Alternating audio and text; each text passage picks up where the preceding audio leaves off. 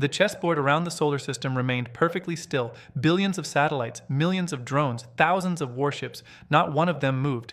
It wasn't a battlefield anymore. It was a mind waiting for another mind to make the first mistake. Inside Earth's Global Defense Command, every general waited for Elias to speak. Instead, he walked toward the giant tactical display and quietly turned it off. The room froze. General Reeves frowned. "What are you doing?"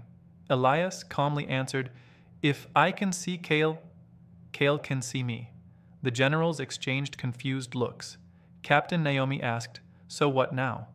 Elias smiled faintly. "We become blind." Within seconds, Earth voluntarily shut down nearly every military sensor, deep space scanners, long-range radars, quantum trackers, orbital surveillance, one after another. Dark. General Hale exploded. "Are you insane? We can't fight what we can't see." Elias looked at him. "Exactly. So neither can Kale." Aboard the Oblivion Crown, alien officers celebrated. "Earth has blinded itself. They're surrendering." Only Kale remained silent. He slowly stood. "No, they've removed my eyes." One commander looked confused. "But Supreme Strategist? Our probes still see everything." Kale quietly shook his head. "No. They see what Elias wants them to see." 3 hours later, the first attack began.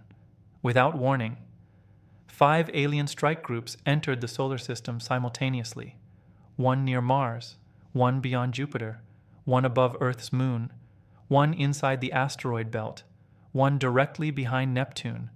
Every alarm on Earth screamed. General Reeves looked at Elias. "Which one is real?" Elias answered instantly. "None." Captain Naomi stared at him. 5 invasion fleets, and none are real?" Elias nodded. "Kale doesn't waste soldiers. He wastes attention." General Hale refused to believe it. "We have visual confirmation." Elias zoomed into the nearest fleet, hundreds of alien warships, perfect formation, perfect engines, perfect weapons. Then he smiled. "They're all empty." Earth launched reconnaissance drones. Minutes later, the truth arrived. Every warship was unmanned, perfect robotic copies, entire invasion fleets, built only to divide Earth's response. General Reeves slowly whispered, "He's forcing us to choose." Elias nodded. "And every choice costs something."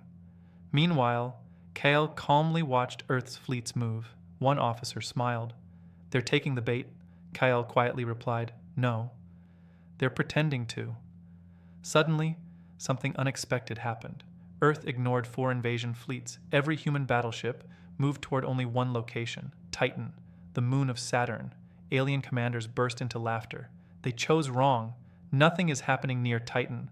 Only Kale's smile disappeared. "Oh, why Titan?" He replayed every calculation, again.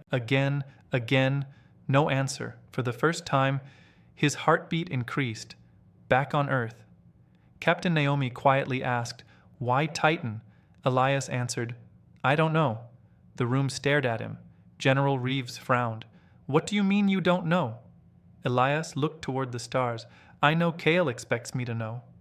"So, I deliberately chose the one answer I couldn't justify." Silence.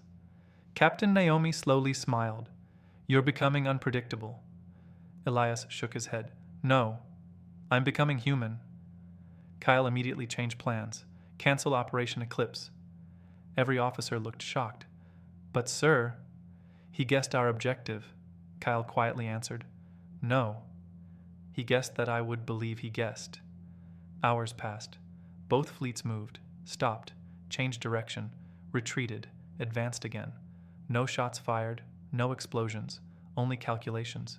The galaxy watched in complete confusion. One commentator finally said, "This isn't a war. It's 2 people trying to think faster than each other." Then, without warning, Kale made his boldest move. Every alien fleet suddenly powered down, engines silent, weapons offline, shields disabled. Earth's sensors showed complete surrender. General Hale smiled. "They've given up." Captain Naomi looked relieved. General Reeves turned toward Elias. "We won." Elias didn't smile. Instead, he slowly stepped backward. "No." His voice had become colder than ever before. "This is the move I've been afraid of." General Reeves frowned. "What move?" Elias looked directly at the tactical display.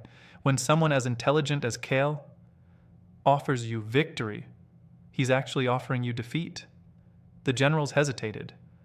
"What should we do?" Elias answered immediately. "Nothing. No celebrations. No boarding parties. No rescue missions. No communication." Captain Naomi looked confused. "We're just going to wait?" Elias nodded. "Yes."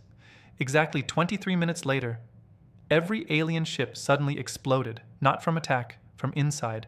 Millions of escape pods launched in every direction, each carrying terrified alien civilians, children, scientists, families, not soldiers. General Reeves stared in horror. My God. He hid civilians inside the fleet.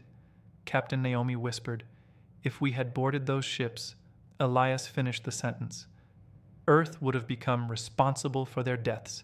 Across the galaxy, every news network immediately blamed humanity. The humans destroyed surrendered ships. The alien civilians were massacred. The Earth Alliance has committed genocide. Earth hadn't fired a single shot, but politically, humanity had just lost the galaxy. Inside the Oblivion Crown, Kale quietly looked out at the stars. One officer smiled. "We finally defeated Elias." Kale slowly shook his head. "No. I only forced him to reveal his next move." Back on Earth, the command center erupted into chaos. Politicians demanded answers. Military leaders panicked. Public opinion collapsed. General Reeves turned toward Elias. His eyes filled with anger. "You knew this would happen, and you didn't stop it." Elias remained silent. General Hale slammed the table. "You're under arrest." Captain Naomi immediately stepped forward. "Sir," Reeves raised his hand. "No. He has failed." Military police entered the room. They removed Elias's security badge, took his sidearm, placed him in restraints. As they escorted him away, every officer watched silently. No one defended him, not even Naomi. As the heavy prison door closed behind him, Elias sat alone in the darkness. Then, for the very first time since the war began, he smiled very quietly. He whispered to himself, "Check."